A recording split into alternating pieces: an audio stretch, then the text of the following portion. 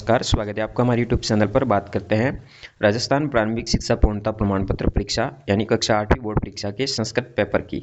संस्कृत का पेपर किस तरह का होगा, उसमें कितने प्रश्न सम्मिलित किए जाएंगे, किस तरह के प्रश्न आएंगे। तो पूर्णांक 80 अंक का होगा, अवधि 2.5 घंटे होगी। सभी प्रश्नों को आपको करना अनिवार्य होगा। प्रश्न के सामने उसके अंक लिखे होंगे। तो शुरुआत में आपको कुछ सवाल आवश्यकता वाले मिलेंगे जिसमें ऑब्जेक्टिव होंगे।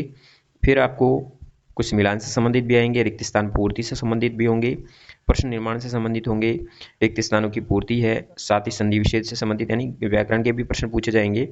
और क्या क्या पूछा जाएगा, इस प्रश्न पत्र को हम पूरा हल करेंगे। तो प्रश्न पत्र हल कर पूरा देखने के लिए आप हमारे वीडियो को अंत तक जरूर देखें। सबसे पहले प्रश्न की ओर बढ़ते हैं। जैसे इस तरह से प्रश्न प्रारूप होगा। ऊपर यहाँ पे आपको सामान्य निर्देश लिखे आएंगे, इन निर्देशों को पढ़ ले, उसके उपरांत आपको प्रश्न का हल करना है। प्रश्न का हल पेपर के अंदर ही होगा, जैसा कि यहाँ पे आपके सामने दिख रहा होगा। सुभाषितानि पदे प्रयुक्त उपसर्ग अस्ति, यानी इसके अंदर कौन सा उपसर्ग शब्द का प्रयोग किया गया है।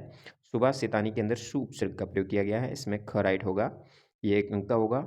खादी तुम में प्रयुक्त प्रत्यय कौन सा है, तो तुम जिसके अंत में आता है वहाँ पे तुमन प्रत्यय होता है, यहाँ राइट होगा तुमुन। फिर अगले में आपको इसके अंदर सर्वनाम पद कौन सा है, इसके अंदर वो पता करना है। तो यहाँ सर्वनाम शब्द ये होगा, क राइट करेंगे। अगले में आपको अव्यय पद कौन सा प्रयोग हुआ है, तो यहाँ पे अव्यय पद है वो तथा का प्रयोग किया गया है, ग राइट होगा। पांचवें प्रश्न में राकेश से भार्या अस्ति, तो यहाँ पे उत्तर राइट होगा माला। गोया स्वामी अस्ति, ये पाठ आधारित है, तो दधिपुष नाम का गुफा का स्वामी था। भारत जनता हम कविताया रचनाकार अस्ति, तो इसमें हो जाएगा रमाकांत शुक्ल, ग राइट करेंगे। आत्मवशम यहाँ पे हो जाएगा सुखम, ग राइट करेंगे। तो इस तरह से आपको यहाँ पे इन प्रश्नों के जवाब देने हैं। फिर आपको नवा प्रश्न पूछा गया जो कि मिलान करने से संबंधित है, विशेषण का विशेष्य से, यानी प्रत्येक आधे अंक का होगा जिसमें आपको मिलान करना है। जैसे मौखिकम का हो जाएगा ज्ञानम से मिलान करेंगे, मनोगता का हो जाएगा भावा से मिलान करेंगे, महान का हो जाएगा उपकार, और अगले में सामग्री हो जाएगा। इस तरह से आपको यहाँ मिलान करना है। फिर 10वें प्रश्न में रिक्त स्थान की पूर्ति करनी है। 4 शब्द दिए गए हैं। पहले में आएगा चलती, दूसरे में आप लिखेंगे विचलती, तीसरे में कृतवती, और अगले में हो जाएगा आसित। इस तरह से ये भी 2 अंक का होगा, प्रत्येक रिक्त स्थान आधे नंबर का होगा। 11वें प्रश्न में प्रश्न निर्माण करना है इस शब्द की जगह, जैसे शब्द शिष्य, तो यहाँ आ जाएगा कस्य, बाकी समान रहेगा, और यहाँ पे प्रश्नवाचक चिन्ह लगाएंगे। फिर पृथ्वी सूर्यों की जगह क्या हो जाएगा, प्रश्नवाचक चिन्ह का प्रयोग करेंगे, ये 1 नंबर का होगा। यहाँ पे आपको विभक्ति लिखनी है शुद्ध जो सही होगी। जनक शब्द की यहाँ पे आ जाएगी जनकेन, क्योंकि स के योग में तृतीया विभक्ति का प्रयोग होता है, रामायण, इसी तरह जनकेन हो जाएगा। परित के योग में द्वितीय विभक्ति का प्रयोग होता है, तो विद्यालय शब्द की विद्यालयम हो जाएगी। नमक के योग में चतुर्थी विभक्ति का प्रयोग होता है, तो गणेश का गणेशाय हो जाएगा। अगले में नगर शब्द की नगरम हो जाएगी जो कि द्वितीय विभक्ति है। इस तरह से आपको पूरा करना है। 13वें प्रश्न में संधि विच्छेद करना है। पर्यावरण का हो जाएगा परिधन आवरण, कृगदे और उद्योगों को मिलाएंगे तो कृगदो उद्योगे हो जाएगा।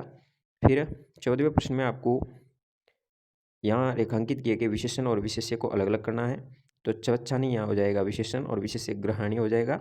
यहाँ पे आपको उत्तर लिखना है जो पाठ्यपुस्तक से पूछे गए हैं। पहले का गिरी शीघ्र हो जाएगा, दूसरे प्रश्न का उत्तर हो जाएगा कुलिशात, तीसरे का किदसम जलम पिबेत वस्त्र पुत्तम हो जाएगा। फिर अगले में घ का खाद्य भंडम हो जाएगा। फिर 16 में भी पाठ्यपुस्तक से सवाल दिए गए हैं, इनका उत्तर आप देख सकते हैं। फिर 17वें प्रश्न में आपको संज्ञा शब्दों से रिक्त स्थान की पूर्ति करनी है, तो इस तरह से ये शब्द आएंगे। क में वस्त्राणी होगा, ख में शालिनी होगा, ग में आर्यभट्ट होगा, और घ में भगिनी प्रदेश होगा। फिर 18वें प्रश्न में आपको मिलान करना है। इयम ज्ञानित्वा को मिलाएंगे आप से वैज्ञानिका नाम 3 से, फिर 2 को मिलाएंगे 4 से, फिर 3 को मिलाएंगे 2 से, यानी ग को घ से 2 से मिलाएंगे, और घ को आप 1 से मिलाएंगे। इस तरह से मिलान करना है। फिर 19वें प्रश्न में 2 श्लोक दिए गए हैं। 2 श्लोक आपको अपने पाठ्यपुस्तक में से आपको लिखना है, जो कि इस प्रश्न पत्र में नहीं आए हो वो यहाँ पे आपको 2 श्लोक लिखना है, बहुत ही ईजी है। तो यहाँ पे आपको प्रत्येक श्लोक के 2 अंक दिए जाएंगे। नीचे एक चित्र दिया गया है, चित्र को देख के आपको 4 वाक्यों का निर्माण करना है, रक्षाबंधन से संबंधित है। यहाँ कुछ शब्द भी दिए गए हैं जो कि आपकी मदद कर सकते हैं। तो इस तरह से श्रावण मासस्य पूर्णिमायाम रक्षाबंधनम भवति, एक वाक्य ऐसा बनाएंगे। रक्षाबंधने दिवसे भगिनी भ्रातु हस्ते रक्षासूत्रम बध्नाति, चा तस्मै मिष्टान्नम नारिकेलम च ददाति, रक्षाबंधनम प्रमुखम त्यौहार वर्तते। इस तरह से आप इस चित्र आधारित 4 वाक्य लिख सकते हैं। यदि आपको ये वाक्य लिखना नहीं आता है तो आप नीचे लिखी गई दूसरा प्रश्न भी आप हल कर सकते हैं। अथवा में दिया है तो आपको वाक्य नहीं लिखना है, तो ये प्रश्न हल करेंगे।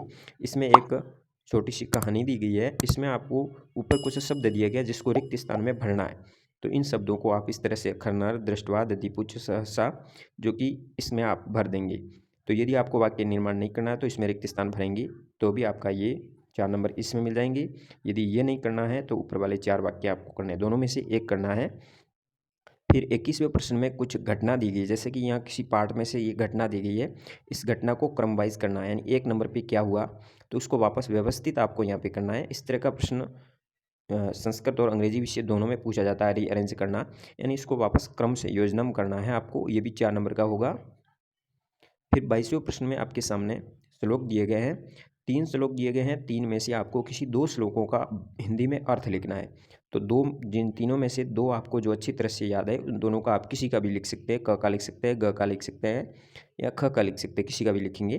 तो 3 में से 2 का आपको हिंदी अर्थ लिखना है, इस तरह से कि ये श्लोक कहा गया है कि इस श्लोक में क्या किस बारे में बात हो रही है, तो हिंदी अर्थ लिखना है। और 23वें प्रश्न में आपके सामने पाठ का हिंदी भाषा में या अपनी भाषा में सार लिखना है। जैसा कि 2 पाठों के नाम दिए गए, दोनों में से अथवा में दिया गया। यदि ये पाठ की कहानी आपको या इसके बारे में अच्छी जानकारी तो ये लिखेंगे या फिर डीजी भारतम पे लिखेंगे, यानी दोनों में से जिस पाठ को आपको अच्छी तरह से पाठ का सार याद है वो लिखेंगे। तो दोनों में से एक का आपको प्रयोग करना है, यहाँ पे दोनों अथवा में होगा, जहाँ जहाँ अथवा में होते हैं दोनों में से एक सवाल को आपको करना है। दोनों करने पर दोनों में नंबर आपको नहीं मिलते हैं, एक का ही अंक दिया जाएगा। 24वें में आपके सामने अस्माकम राजस्थान के विषय के ऊपर आपको 8 वाक्य बनाने हैं। यहाँ कुछ शब्द दिए, इसकी मदद से इस तरह से आप 8 वाक्य बनाएंगे। प्रत्येक वाक्य 1 नंबर का होगा, टोटल 8 नंबर दिए जाएंगे।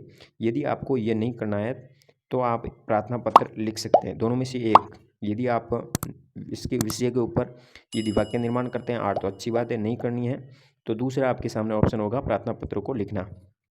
प्रार्थना पत्र आधा अधूरा लिखाएगा, इसमें आपको रिक्त स्थान भरना है, जैसे कि यहाँ प्रधानाचार्य लिखना है, शासकीय है, ये है, ये यानी ये प्रार्थना पत्र में केवल रिक्त स्थान ही पूर्ति करनी है।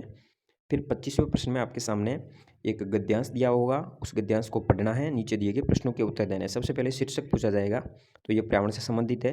फिर दूसरा, सती किससे होती है पर्यावरण की, तो प्लास्टिक कैन, इस तरह से उत्तर लिखेंगे। तीसरा भी इसके अंदर से डायरेक्ट प्रश्न पूछा जाएगा, चौथा भी पूछा जाएगा। तो इनको आपको 4 प्रश्न है, 2-2 नंबर का प्रत्येक प्रश्न है।